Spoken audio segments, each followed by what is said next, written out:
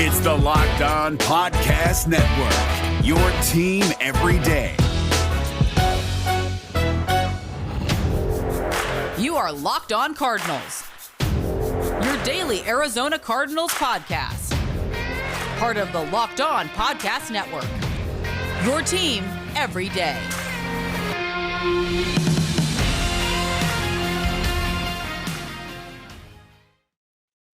Rise up, Red Sea. It's Locked On Cardinals, part of your Locked On Podcast Network, your team every day. We're your hosts, Brack, Alex Clancy, hanging out with you on a Wednesday, which is brought to you by Locked On Fantasy Football. Oh, man, I'm getting amped up for fantasy football. My draft is it's about 5 weeks away. Winning your league starts, though, right now with the right data. Vinny Iyer of Sporting News provides you with the edge you need for your fantasy football leagues. Locked On Fantasy Football is a daily podcast, just like Locked On Cardinals, and it's all year round. So your fantasy team never fails unless your name is Alex Clancy. Subscribe to Locked On Fantasy. We're 67 days away, Alex, from the Arizona Cardinals home opener. We're less than 60 days away from the season kicking off for the Arizona Cardinals. We're 30 days away from their August preseason opener against the Dallas Cowboys. So we could potentially be back out on the Great Lawn, tailgating, carne asada is just on the grill. You know, beers are flowing like wine, and women are flocking like the geese of Capistrano. Salmon of Capistrano. Salmon. Salmon. I thought you were going to take it home. Almost did. If I didn't butcher a line, would it even be an official Locked On Cardinals podcast? I don't know, Lloyd. The French are a-holes. But it's happening. It looks like everything's going to be up and open. The pandemic is winding down. The Arizona Cardinals announced the other day that they're going to be opening up training camp for 12 practices to the public. Season ticket holders will be able to reserve training camp tickets first starting next week on July 19th at 10 a.m. Everybody else can reserve tickets on Wednesday, July 21st. So a week from today. At 10 a.m. right on the Arizona Cardinals website. You can get up to 4 tickets reserved for each person while supplies last. And the first practice that's open to the public, it's just 16 days away from now, Friday, July 30th. It's coming, man. It's nearly here. Yeah, it just makes me sad that, and I go back to this constantly, that the Cardinals didn't take advantage of empty road stadiums last year. Like when all the other teams across the NFL win, sure, there's still travel involved. Obviously, heavy restrictions on what you can do when you're in different cities when the pandemic was still abound. But it just makes me sad that they didn't capitalize on all the backup quarterbacks they played last year. The lack of home field advantage for opposing teams. I know they had lack of home field at home too, but man, it was an opportunity lost last year for the Cardinals. It really was. So Jess Root of Cards Wire, he outlined that the Arizona Cardinals are going to face 8 top 15 quarterbacks in 2021. 10 games of their 17, they'll be facing a top 15 quarterback. That's a list that was put together by Mark Schofield. And if you look at last season, just of the top 15 quarterbacks, the Arizona Cardinals faced 4. Yep. 4 in 16 games. So and 2 of them were in division, or one of them was in division. Yeah. Russell Wilson, basically. That's it. Now, say what you will about Matthew Stafford, but he's, the consensus is he's a top 10 quarterback right now. He was one of the top 15 quarterbacks that the Cardinals faced last year in a brutal loss to the Detroit Lions, a 5-win team. One of the worst losses, I think, under Cliff Kingsbury. That and the Carolina Panthers twice. Those are just bad losses under K2. The ESPN.com rankings continue their top 10 players at each position, and DeAndre Hopkins getting some mad respect from NFL executives, coaches, scouts, and players alike. He checks in at number 2. And I don't think you and I aren't surprised about that. We believe that he's actually in the debate for maybe the top wide receiver in the league. And with that ranking, I want to get into this discussion, maybe even a debate, of whether or not the Arizona Cardinals are utilizing Nook correctly. We'll get into that discussion as well as this defense. What's the ceiling for the Arizona Cardinals defense? If you look at some publications, they were a top 10 group last year. And you got to imagine with the additions this offseason that the only way they can go, despite the quarterbacks we just outlined and those problems, that they could potentially be a better just defensive group in 2021. Yeah. I mean, again, like this is not negative town or not, man, I've been getting some crack for being too skeptical about the team or cynical. It's like, listen, I'm sorry that you don't want to hear what the truth is sometimes. I apologize. The Cardinals, the sack numbers against really bad teams were really high last year. You know, Hassan Reddick had 5 against the Giants. Is that right? They had a bunch against the Jets, a bunch against crap box organizations. And it's going to be difficult for the Cardinals to crack the top 10 when they play the quarterbacks, like you mentioned, and the wide receiver ones they're going to go against this year. It's going to be a completely different sack of potatoes, Bo. It's going to be completely different atmosphere. There's going to be completely different pass rush. You're going to have Chandler Jones back, but you're going to be playing a far superior opponents. So a top 10, sure, that's what the trajectory is looking like, but they're going through a buzzsaw of a schedule this year. It's going to be a murderer's row pretty much from start to finish. There aren't very many. I don't think they have 2 games at home in a row. I need to double check that, but man, it's going to be tough this year for them to crack the top 10 defensively. It is. You know, if they do crack the top 10 defensively, and I don't think anybody has any real big question marks, maybe outside of the secondary about this defense, that I think that if the status quo, if they can do it again, it's still going to come down to whether or not they can play high enough level of offensive football to get it done. It is pretty wild to think about, you know, despite their struggles against Jared Goff, they went 0-2 against the Rams. They've never beat the Rams under Sean McVay. But Russell Wilson, they split with him, and then they also split with the San Francisco 49ers within the division. You know, I thought that, when you talk about the offenses and where, you know, the Niners, the Rams, and Seahawks rank across the NFL, that the defense did pretty well. But also, you have to also keep in mind, relative to the division, the Arizona Cardinals could have a top 10 defense and be third in the NFC West as far as best defenses. Defensive output for sure. Yeah. And just to qualify or to tighten up my last statement, they have 2 home games in a row. Once it's Sunday at home against Houston and Thursday Night Football against the Packers at home. So it's not like, you know, you get 2 bunnies where you're like, cool, you can look at the schedule where there's a soft spot. Ain't a soft spot in the schedule. And you're right.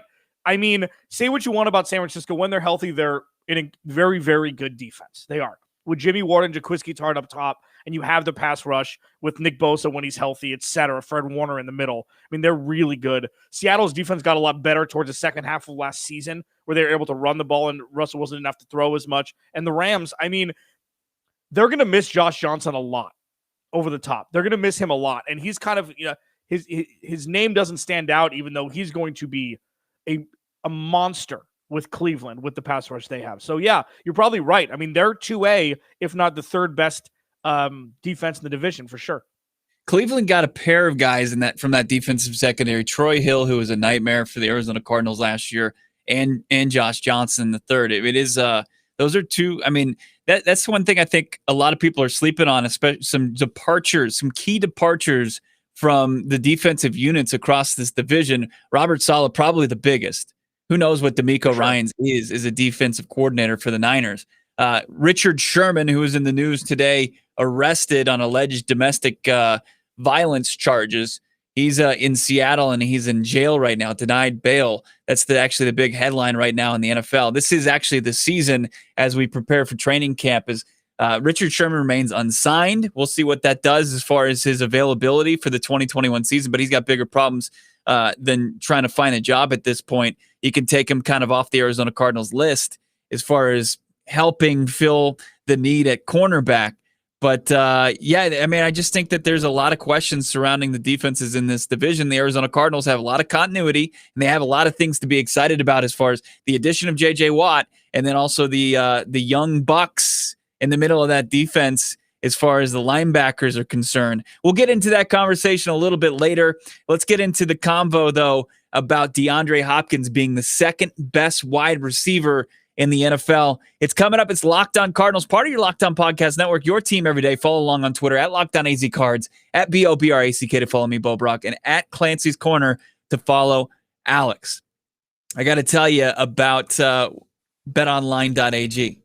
We've got a big game as far as the NBA Finals is concerned tonight. The Suns, they are dogs again on the road. Of course, they had a little slice of humble pie the other night. 5-point dogs tonight in Milwaukee. What the hell? That's so many points. after what they did in the first 2 games against Milwaukee. If you like it, betonline.ag. It's the fastest, easiest way to bet on all your sports action. Baseball season, of course, it's on hold after last night's All-Star game, but it's in full swing. You can track all the action bet online. Get all your latest news, odds, and info, all your sporting news, including Major League Baseball, NBA, NHL, UFC, MMA, before the next pitch. Tip ball, drop puck, bet online. Go there on your laptop, mobile device. Check out all the great sporting news, sign-up bonuses, and contest information. Yeah, sign-up bonuses. Right now, if you head over to the website, betonline.ag, or on your cell, you could receive a 50% welcome bonus on your first deposit. You put in $10, you get $5 to play around with. You put in $100, you get $50. You get it? Bet online, your online sportsbook experts. Brack, Alex Clancy hanging out with you Wednesday. Like I said, we're just days away from really the action getting going here. I mean, it's going to be training camp before we know it. We got like one more week to figure out what we're going to do with our lives. That's it. And we've got what are you doing with yourself, Alex? I'm still so pissed that you didn't bring home the Dumb and Dumber line. You were so close. Like, Bo, that's our wheelhouse. We should know that whole script. Yeah. We both watched that movie probably 500 times each. And you went goose. You went foul instead of fish, and I can't understand it. But you know what, Bo? I'm stoked, man. Like, this offseason it's made last offseason with the trade of DeAndre Hopkins look boring. Like the names that they've brought in, regardless of output that we're going to see on the field, with J.J. Watt, A.J. Green, Malcolm Butler. I mean, it's just James Conner. It's going to be really fun. Rodney Hudson. I mean, this team has gotten better. It's gotten a lot older, but it's gotten a lot more experience, and we needed to see more experience from this team last year and the year before. So in that light, they've definitely improved. And I'm pumped. Yeah, I'm pumped to see 99 on Sundays. Yeah, no doubt about it. It still doesn't feel it's a surreal feeling. Yeah. So ESPN's bringing home their top 10 position rankings. Tomorrow it's tight ends to wrap everything up. Today it was wide receivers, and Arizona Cardinals wide receiver DeAndre Hopkins gets the respect as the second best wide receiver in the NFL. And I don't think you and I were not surprised by this. You could have him anywhere between the 5th best wide receiver in the league and as high as the top wide receiver in the league. If you look at the numbers, and I don't disagree with NFL execs, coaches, scouts that rank Devontae Adams, players also involved in this, as Devontae Adams is number 1, 18 touchdowns in 2020, just an absurd year for Aaron Rodgers' top target. You can't deny that. If you had Nook over Devontae Adams, I think that there'd be some issues, and rightfully so.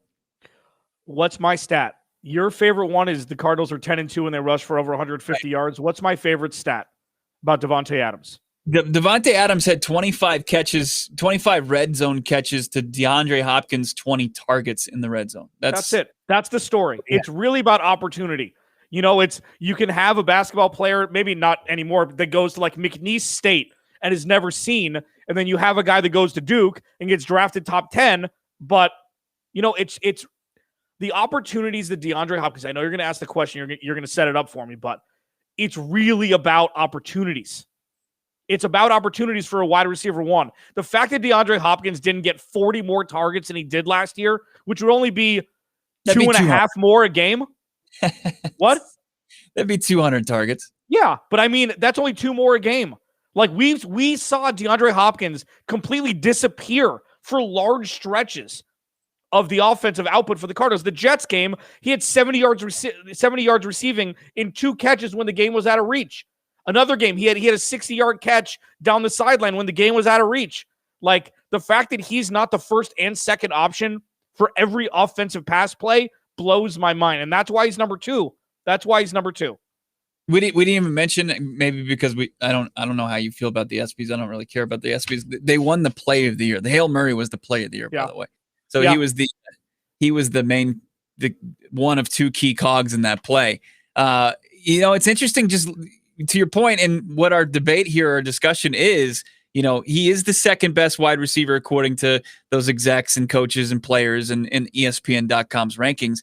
but are the Arizona Cardinals utilizing them? You don't feel like they are, if they're utilizing them correctly or not, where I feel like I think we need to kind of pump the brakes on that. I mean, 160 targets is nothing to turn your nose up. I mean, that's pretty on par with what he was doing in Houston, and nobody had any problem with the way that they were utilizing him there for the Texans. He had 20 targets in the red zone, which is like, that's top 10 worthy.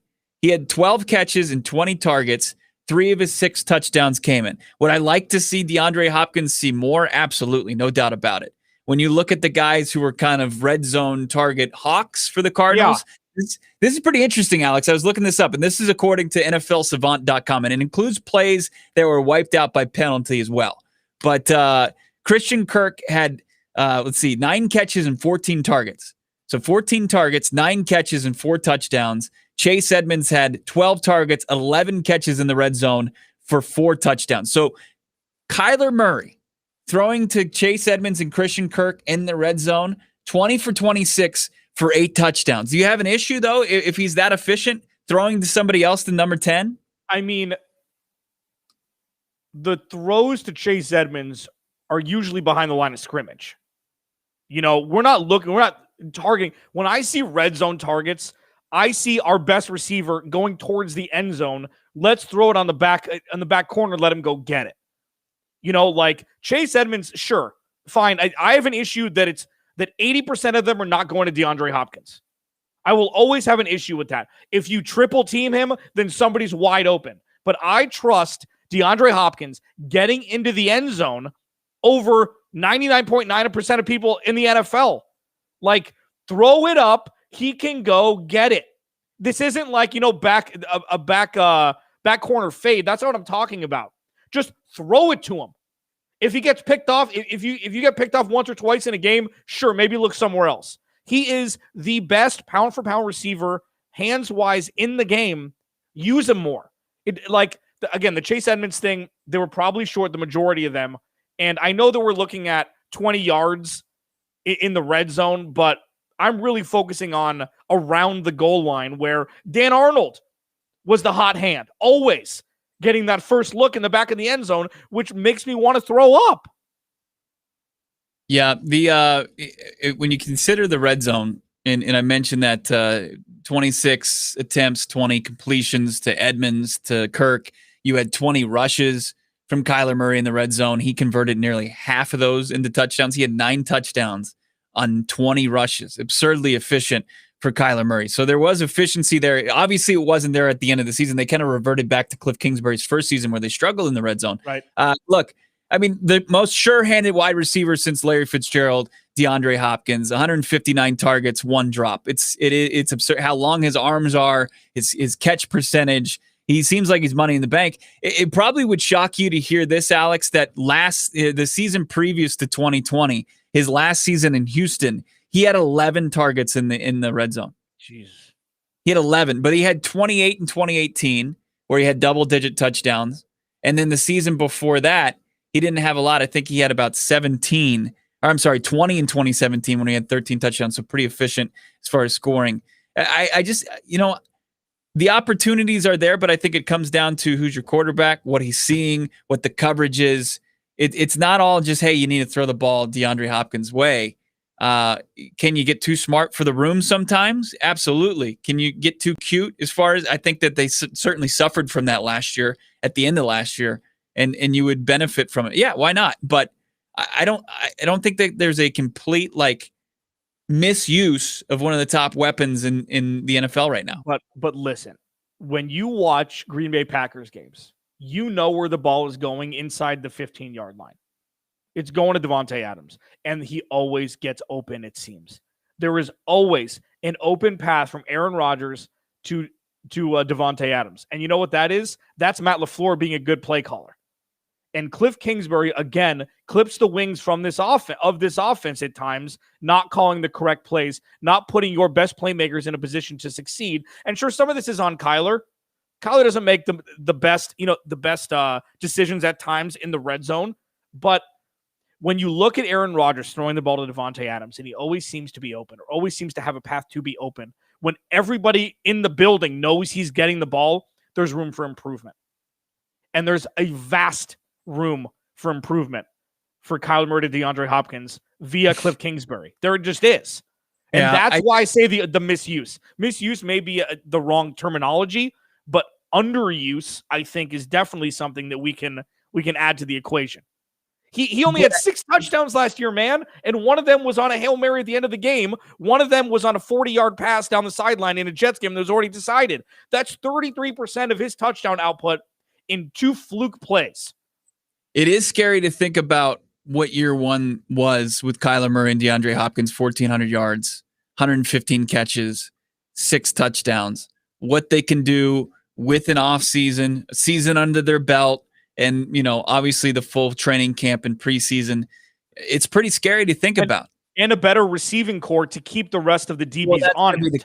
That's going to be the key. That's going to be the key. I mean, I mentioned Edmonds and Kirk, but outside of that, you really didn't have any production. And guys like AJ Green, Rondell Moore, hopefully can supplement it enough to where if you can't get number 10 open, or if he's facing double, triple teams, bracketed coverage, whatever it may be, you've got other options. You have Kyler's legs. You know about that. You need Christian Kirk to get back on track. He was too quiet at the end of the season. It's Locked On Cardinals, part of the Locked On Podcast Network, your team every day. Bo Brack, Alex Clancy hanging out with you. Coming up, we are going to get into this defense. We're not going to give it enough due today. We'll probably carry this one on to tomorrow's podcast, plus our debate of the day, or our throwdown Thursday. That's going down tomorrow as well. But coming up, let's get into the defense. Can it be a top 10 unit? Is that going to be enough for the Cardinals to go where they want to go? And that's the postseason. Let me tell you this, though. The best tasting protein bar is Built Bar. No doubt about it. It's where tasty and healthy, those worlds collide.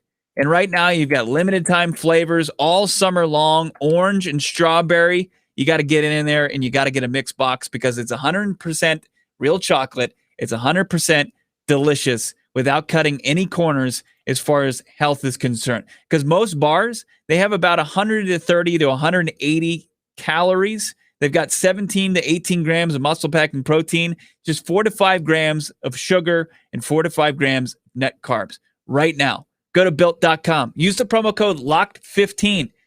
Did you know Built Bar is the official protein bar of the U.S. track and field team?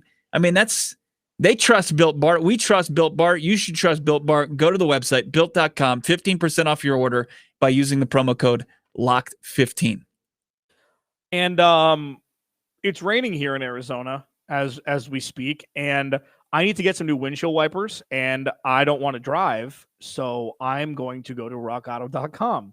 They just happen to be a sponsor of the Locked On Podcast Network. rockauto.com is the best. You don't have to go to a chain storefront to get the stuff that you need to ask questions. Everything is at your fingertips at rockauto.com. They're a family-owned business. They've been online for 20 years. They've got everything from windshield wipers to paint to carpet to whatever the hell you need, tail lights. The prices are the same for manufacturers and do-it-yourselfers, so that's good. You don't get upcharged for not being a manufacturer. Go to the website or and write Locked On in there. How did you hear about us box so they know we sent you. Amazing selection, reliably low prices, all the parts your car will ever need. rockauto.com. All right, final segment here, Locked On Cardinals. I've been doing some research. I want to kind of be loaded up with all the facts when it comes to Cliff Kingsbury going into his 3rd season. It's been a trendy topic. I was just reading an article from Frank Schwab of Yahoo Sports, kind of previewing the Cardinals season, and he's identified, obviously, Cliff Kingsbury on the hot seat, how he got there, and it's just interesting to me. I just want to be loaded up with everything, all the information I need on Cliff Kingsbury to know, because I believe the jury's still out. I think what the Arizona Cardinals did, plucking him from Texas Tech, his alma mater that fired him, actually plucked him from USC as their offensive coordinator for a cup of coffee before they even played a game. I'm sure he didn't even get a chance to kind of like measure out Clay Helton's office to be his successor at some point. Cliff Kingsbury becomes the Arizona Cardinals head coach, one of the more miraculous, inevitable rises to becoming an NFL head coach. But with that, there has to be patience. And with Cliff Kingsbury taking over this offense that was in the Jurassic era as far as concepts in 2018 and getting up to speed into a modern day offense where they are right now, I think, the criticism, sure, he deserves a lot of it, but he also deserves some credit. I'm still working on this. Within Schwab's article, he talks about the defense. And I was kind of surprised at how kind of under the radar this defense was. We'll get into Cliff Kingsbury conversation later, Alex. We'll have more time to roast your boy. But, as far as the defense is concerned, according to the Football Outsiders, they were a top 10 group. As far as what they use, as far as DVOA, they were anywhere between 9th and 7th in the league last year. It's pretty surprising. And then you take in consideration they were 9th against the pass, and they did that without Chandler Jones in the lineup, and they added J.J. Watt. Yeah. I'm just looking at the schedule. I mean, you're getting back to the quarterback issue. You're getting back to the quarterback and the wide receivers that they're going to face, and it's a murderer's row, no doubt about it. I mean, listen, they improved from last year. Who they played, listen, they were the strength of this team last year, if you had to pick one. Is that fair to say? Yeah. They were the strength of this team. They didn't play high-quality quarterbacks the majority of the season. Sure, you're going to have your outliers, your Russell Wilsons, et cetera, but they didn't play good quarterbacks. And when you look at, I mean, it's going to be, I mean, it's going to be a tough year. It's going to be a tough year with who they're going to play. I think that they're going to improve. I think Budda Baker's obviously coming to his own as a superstar. What the cornerbacks are going to do, that's going to be the question. If this pass rush isn't successful, the Cardinals will not be a good defense this year because they've put all of their baskets into the defensive line in the pass rush. Right? All their baskets, all their eggs in that basket. All of their salmon of Capistrano into the same basket. They did because they pretty much punted on the court. I mean, they signed Darqueze Dennard late. They signed Malcolm Butler, who's going to be fine. He's going to be a CB1, but he's really better fit as a CB2. And we'll see what happens with Marco Wilson, who we had on earlier this week, and Tay Gowan. Surprises could happen, but if the cornerbacks regress from where they were last year, and the pass rush doesn't stay at about 85% of what it was last year. Nobody's expecting the pass rush to do what it did last year, which was be the anchor of this defense. You should. I mean, but listen, Isaiah, we'll see what they do with Isaiah Simmons. All the money you're paying J.J. Watt and Chandler Jones. It's not that much. I mean, they're paying J.J. Watt. They're not paying him Aaron Donald money. They're paying him more money than you expected to pay him. But you bring J.J. Watt in for more than just what's on the field. And that's where you see the Cardinals are still a little bit more broken than mended. You needed guys like that. And sure, maybe I'm just saying that what they lost with Hassan Reddick with his double-digit sacks, yeah, it's going to be dispersed. I just don't know if we're going to have to watch them rely so much on the passers like we did last year for them to have defensive output. I hope most of our listeners are listening in the day and it's not before they go to bed so they don't have nightmares about this. But the Cardinals, as we mentioned, they're going to face 8 top 15 caliber quarterbacks. Tannehill, right out of the gates, Russell Wilson twice, Stafford twice, Dak, Kirk Cousins, Baker Mayfield, Deshaun Watson potentially, Aaron Rodgers potentially, plus the potential of a bounce back with Carson Wentz, Jared Goff, and Sam Darnold. That's scary. That is. But let me ask you this. Is the duo, or the trio, I should say, of Malcolm Butler, Robert Alford, and Byron Murphy, is it better than the trio of Patrick Peterson, Dre Kirkpatrick, and Byron Murphy from last year? Is that an upgrade? I don't know. I'd say it is. We don't know what Robert Alford could do. We don't know what Malcolm Butler can do in a new system. Malcolm Butler had 0 passers. We both know because we both had them on our I think we both drafted Tennessee as our fantasy football defense. We saw very quickly that they were not as advertised from the previous year. We have no idea. We have no idea what Robert Alford can do. Dre Kirkpatrick at times last year had very good, timely defensive plays. He also allowed blow-ups that we hadn't seen. Like he was defending Tyler Lockett for a lot of that game, right? When Tyler Lockett had 12 for 150 or whatever and 2 touchdowns, 200, whatever he had. Target practice for Russell Wilson. But we don't know. We have no idea if it's an upgrade or not. You'd hope it is. I think it just has the ability to be the status quo between 2020 and 2021 with an improved pass rush and with the unknown of 2 young bucks as far as Zaven Collins and Isaiah Simmons, who could be key cogs as far as what this defense is going to do. Can they go up? Can they stay where they are, or will they fall back? And that's going to be a huge question going into it. We're going to continue to try to answer those questions right here on the Locked On Cardinals podcast. Thank you for everybody that tunes in. Please subscribe to our YouTube channel. Set up the alerts so when we have a new podcast hit, you're ready for it. It'll notify you and you can just tune right in. Also, like this video. We appreciate that. Leave a review, leave a rating if you're listening to us on Apple Podcasts. Thank you so much. Have a great rest of your Wednesday. Throwdown Thursday tomorrow. For Alex Clancy, I'm Bo Brock. It's Locked On Cardinals.